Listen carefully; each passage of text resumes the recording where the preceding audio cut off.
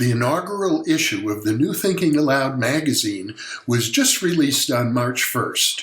You can download a free PDF copy from the New Thinking Aloud Foundation website. That's newthinkingaloud.org. You can even order a printed copy from nta-magazine.magcloud.com.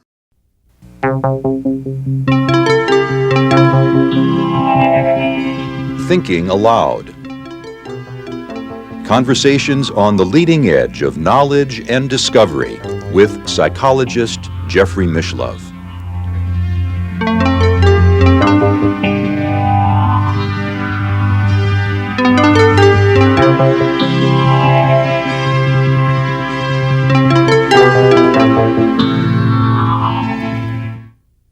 Hello and welcome. I'm Jeffrey Mishlove. Today we're going to be exploring conscious aging. With me is Dr. Gaer Luce, director of the 9 Gates Mystery School and author of numerous books including Sleep, Body Time, and Longer Life, More Joy. Welcome, Gay. Thank you. It's a pleasure to be with you.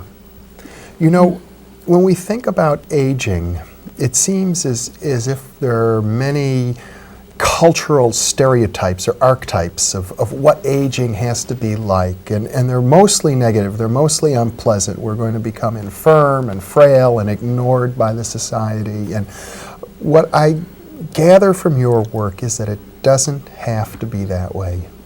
Absolutely not. I think aging is in our minds, and we live out our own images. Mm-hmm.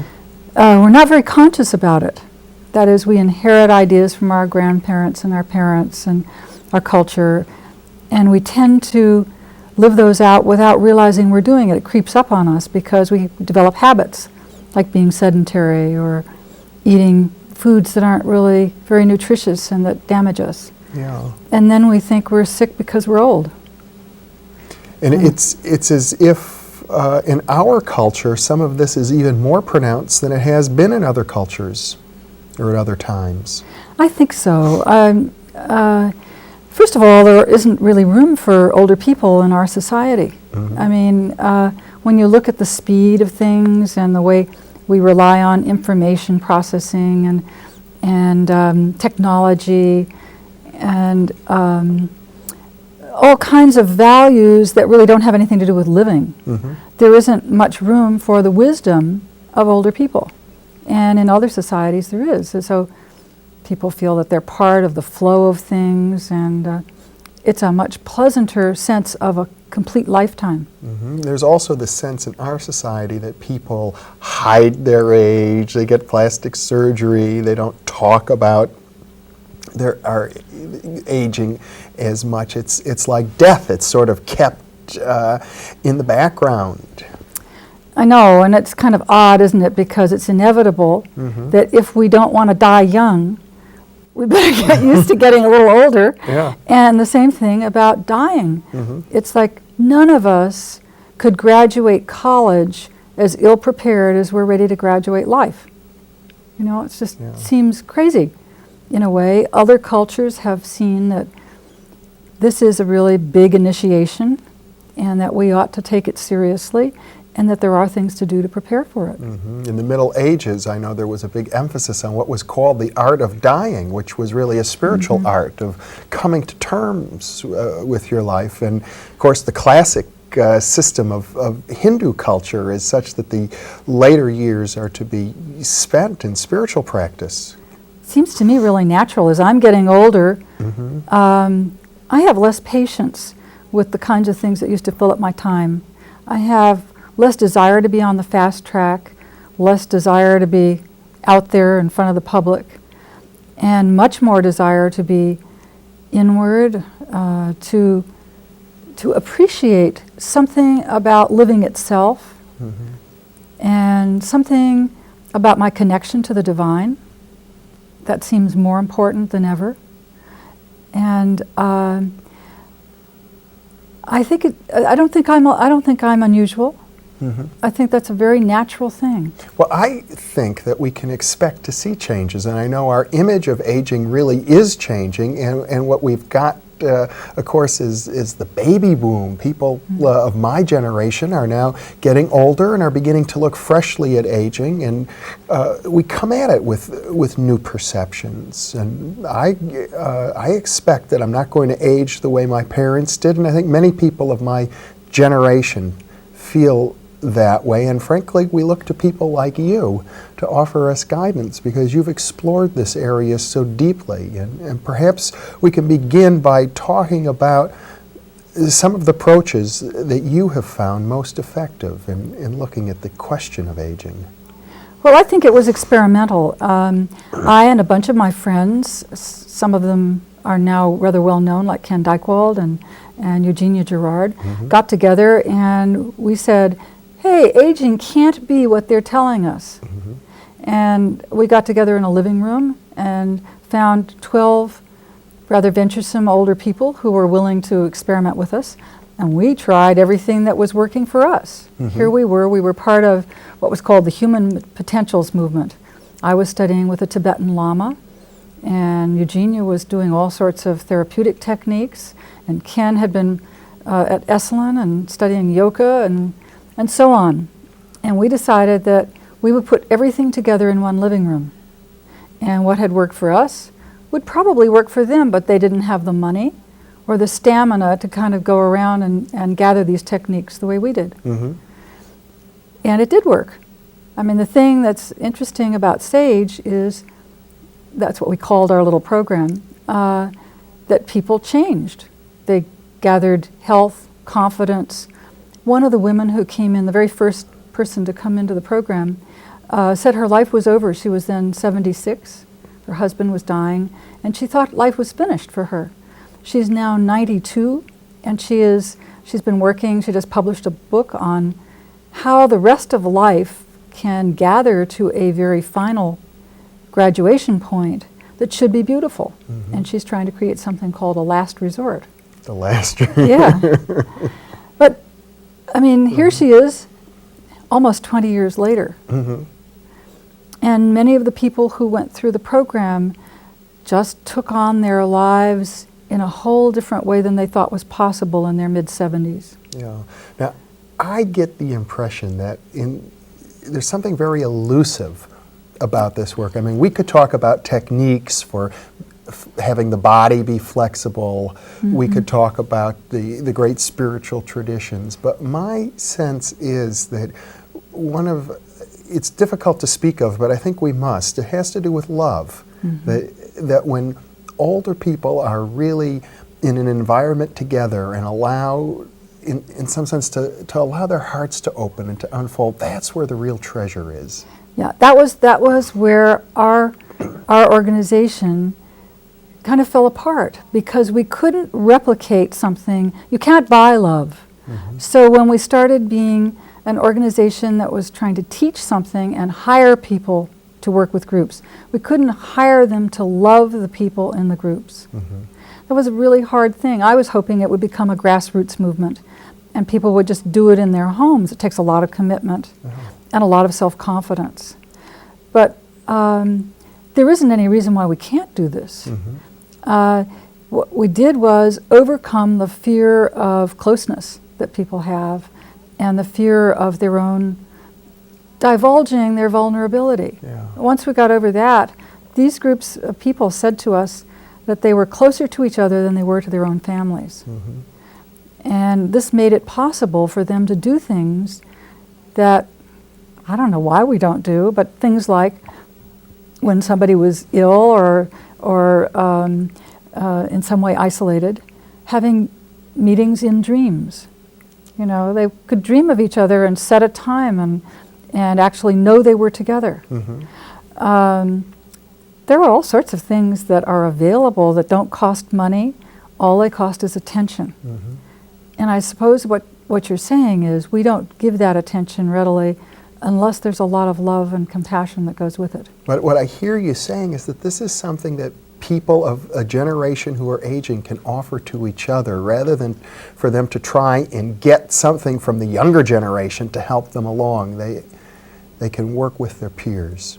Absolutely. I think the only role that the younger generation played in this. And at that time, I was part of the younger generation. Now I'm part of the older generation.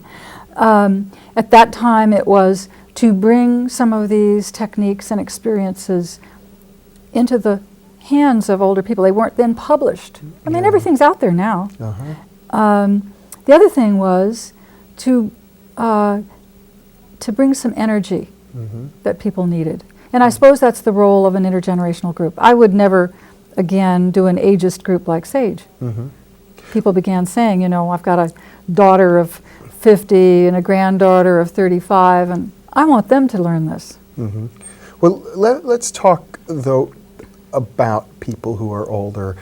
One of the main stereotypes is that people get rigid as they get older. And in my experience, I think, unless somebody has really been consciously working on themselves not to be rigid, people do. They lock into patterns. They have habits that are well set, and older people can be very touchy. And I think some of the people you worked with in SAGE were this way. When they first came in, they were quite rigid, and you found ways to break through those barriers. And I wonder if we could talk about that. Yeah, there were a lot of ways. And first thing was to get into the body. And what I mean by getting into the body was I like taking a deep breath and feeling where you're sitting in the chair. And people might just do this along with us and feel whether you like the in-breath or the out-breath better, which part is the longest, which is the most relaxing for you. Taking in air and filling your lungs, or exhaling and letting it out. And then beginning to notice, well, how does that breath feel as it goes can you feel it going all the way down into your belly? And then there were slowly, as we learned how to relax, we did other techniques. People didn't like relaxation at first. Some people said, this feels awful. Well, they were feeling for the first time things that were right there. Rigidity takes a lot of energy. I mean, one demonstration that I do with people all the time is hold a fist. Just hold a fist really tight while you're listening to me. And keep holding it. That's how we hold our bodies.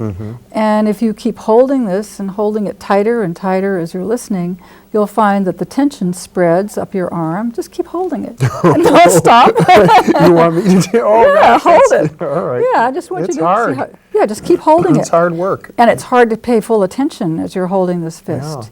And that's part of our mental problem as we get older, is that we're holding a lot of places, and until we begin to relax these places, we don't know how much energy we've been spent holding them back. So now when you let go of your hand, what happens? Oh, it's... How does it feel? Well, it felt a combination of feeling stiff and almost crusty, and at the same time a great sense of relief. Do you feel any heat? Yeah. So you can sort of actually feel the calories that you have to burn to hold it rigid. Well, that's what we do with ourselves. We hold back emotions because we haven't been schooled in allowing our emotions to come out without damaging others. Everybody thinks, you know, if I get angry, I'm going to blow the world apart. But that isn't necessary. That's unskilled. That's unconscious. With a little communication skill, it's possible to have one's feelings and not to damage other people. And sometimes we just need to get off in a corner and yell and scream and have a tantrum and let that energy start to run, and then something else comes up. But if you've been holding, like pinching yourself, making a fist most of your life, and then towards your later years you discover, oh my God, I've lived my whole life this way, it can be depressing, can't it? Sure, and it can be very exciting to let go. Yeah. Very exciting. All of a sudden you have more energy. What we noticed when people worked with us, they had new hobbies. They suddenly felt younger. They were doing things like, a couple of them, we did massage. And we started out very gingerly because most older people have never had a massage. And they think massages are, well, sex. You know, because intimacy and sex in our country are joined as if they were necessarily the same. So we started with hand and foot and shoulder and face and finally full body. Now, what happened to people was they got very excited as they realized there wasn't anything wrong with this, And indeed, it was creating a bondedness and a relaxation that they had never felt before. So 2 people went out and got massage licenses. Now, this is in their late 60s and 70s. I think there's almost nothing people can't do. I know of one woman who ran the Boston Marathon at 91. Now, that's a little, off the scale for most of us. But it's important that we're getting these new role models. Very important, yeah. We don't have to be, confined to old folks' homes or all leaning over and ossified. That there are other ways of being, and it's being demonstrated to us all the time. And I think we need a couple of things. One, we need support groups. We need people who are willing to get together and take the plunge, take the risk of being different and not living the way they've always lived. And it's so easy to get trapped by a rut of just simple habits. Yeah. The other thing is, I think most older people are deeply yearning for a kind of experience that they don't get in church. And it is an experience that's direct. It's a knowing. It's an expansion of spirit, whatever you want to call it, unity with God, a sense of actually tapping in and feeling that vast love and energy coming through one, and that knowledge. I think it's cruel to people to hold this back. I think it's cruel for people not to have exercises, practices, things they can do together in groups where this is experienced each individually in each person's unique way. Well, this is, I suppose, part of what is involved with coming to terms with one's own life. Yeah, the fact that our life is joined, that we're all part of the same unity, and that this unity goes well beyond this little form and is infinite, and it's blissful. I mean, I think anybody who's had a near-death experience knows that.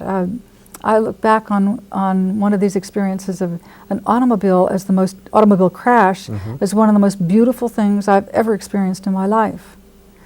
Now, the people in Sage could talk about that. How many people can talk about death and the experience of that letting go of boundaries? Well, why do we have to wait till we're dying to let go of the boundaries of the ego? That's really what we want to get rid of. That's the prison, that's the cage. And that's one of the great joys, I suppose, of being old enough that you can let go of having to prove yourself in the world, like you've already done that. So it's time, to kind of just let it fly away. Yeah, but that ain't the way our culture sees it, because the proof that an older person is really doing well is that they've taken on a second profession, or they've run the Boston Marathon, or they've done something. It's not that they're being.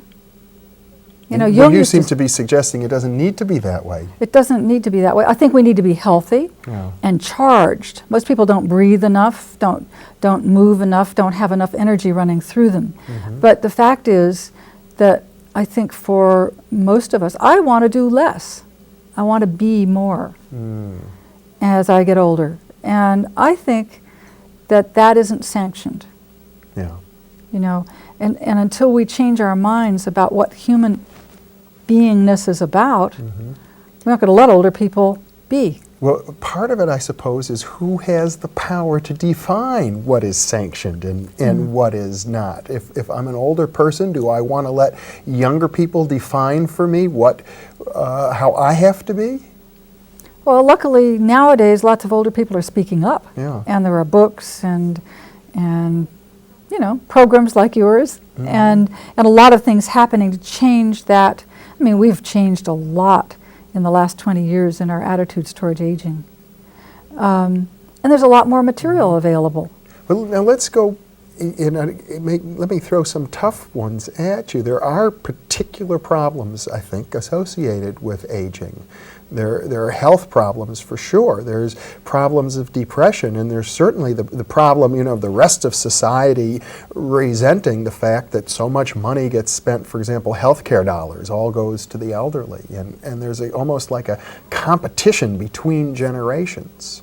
Well, a lot of that healthcare, those healthcare dollars wouldn't be going toward patching up if some of them went toward an alternative form of medicine, which is preventive. Preventive. And that's one of the things that we were playing with. And I can say that program worked. As long as people did their exercises, as long as they relaxed, as long as they paid attention to diet, it worked. It wasn't that they didn't have any problems at all. I think poverty is a very big problem for many older people, too many. And we're going to need to solve that one. The healthcare thing has got to be solved before people are basket cases. A lot of what they're suffering from is iatrogenic, meaning physician or drug induced. Too much. I mean, there's just so much ignorance about what people can do for themselves. You realize that people with cancer, if they just got a lymph massage daily, if they're lying in bed, would not die of the toxins the way they do. There's an awful lot that we could do for one another. We don't need professional help for everything. And that's what makes it expensive. It's when we professionalize everything and make the only possibilities very expensive. Especially now that so many of the diseases that affect elderly people are lifestyle related. They're the result of decades of accumulated bad habits often in terms of not eating properly, not getting enough exercise, and yet these things can be ameliorated. Well, the nice thing is that the human body replicates itself a little slower in older people, but every 7 years you've got all new cells. So if you had a new attitude, a really profoundly new attitude, and started living differently, you absolutely have a different body, and I have met people who've done that. And one of the things that your work has shown you that I find so encouraging is that people in their 60s, 70s, and 80s are just as capable of learning new skills and developing new attitudes as a 6-year-old child. Sure. All I have to do is be given the same situation. I mean, how many older people can go around bop, bop, bop, and and play with themselves the way a child can? A child isn't penalized for playing and for trying out new poses and postures and sounds and skills and so on, talking in the mirror and all that sort of thing. But an adult is supposed to be dignified and not do stuff like that. And what you're suggesting is it's okay for people to violate these so-called social rules. Absolutely. If you create a situation where violating the social rules is what we do, and we all support one another in that, that's what we did. That's basically what we did. We created a situation where it was okay. And what I hear you saying is something more. It's not just childish. They're very good, logical, dignified, proper reasons for being undignified and improper.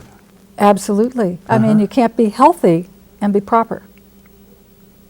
That's Think a about deep that one. one. That's a very It's deep a deep one. Yeah. Sitting up straight, constricting your breath, never showing any feeling, never allowing yourself to think your deepest thoughts.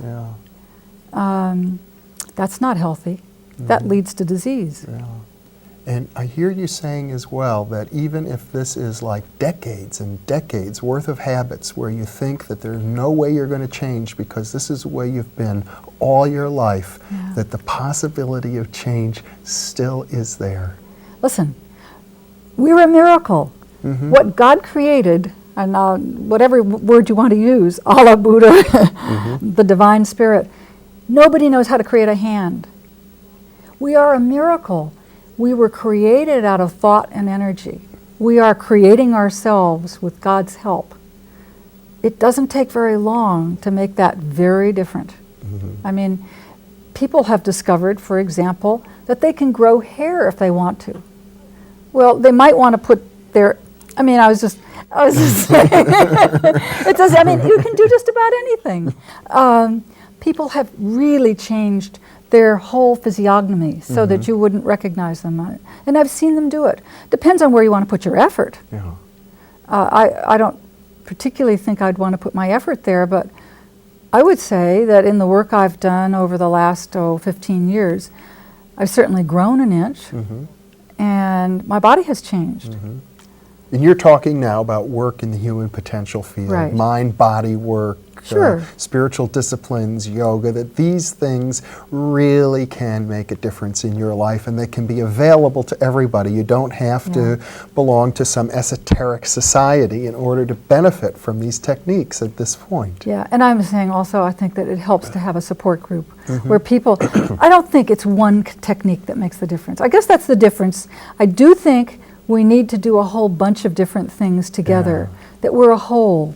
We're not a piece. In other words, if I do yoga and I stretch, that doesn't give me an aerobic hit, so I'm not charging my body. It doesn't give me my feet on the ground to be out and connected with nature. It doesn't give me the ability to be close to another human being by speaking my heart. Yeah. And we need all these things. I'm glad you mentioned speaking your heart, because communication seems to be very important. So often the older generation is thought of as, the silent ones. And yet communication is an important part of life, and ought to be continued and even strengthened, I should think, in later years. Well, it really needs to be taught, too, because there are some skills, and we take it for granted. I know, I was embarrassed. When I wrote this book, I was really embarrassed because I thought back about how long I have been behaving like a spoiled child, wanting my mom to be somebody she isn't. She's been trying to tell me that for, well, it was 50 years. And it took me 50 years to have enough skill. And I actually learned a communication skill that allowed me to listen to her. And I finally got it. I finally heard her tell me, I finally allowed her to tell me who she was. So we think that listening and speaking is something we can do just because we have ears and a mouth. Well, we've got just about a minute left, and I know it's hard to communicate this in a short amount of time, but can you leave our viewers with a last thought about how one learns to really listen, to really communicate? Well, one thing is to listen for, why am I speaking? Why am I saying this to you? I'm trying to prove that in a minute I can actually teach this, and I'm a great teacher. All right, that's the kind of thing I would ordinarily hide. What does it do for me, for my own sense of self, that I want very much to be able to communicate and feel close to lots of people, and particularly to you. Yeah. And so this gives me a sense of closeness. These are two intentions that I would ordinarily not disclose. Well, Gaer Luce, you have done a marvelous job of communicating to me in a very beautiful and delicate way. Thanks so much for being with me. Oh, thank you, Jeffrey. And thank you for being with us.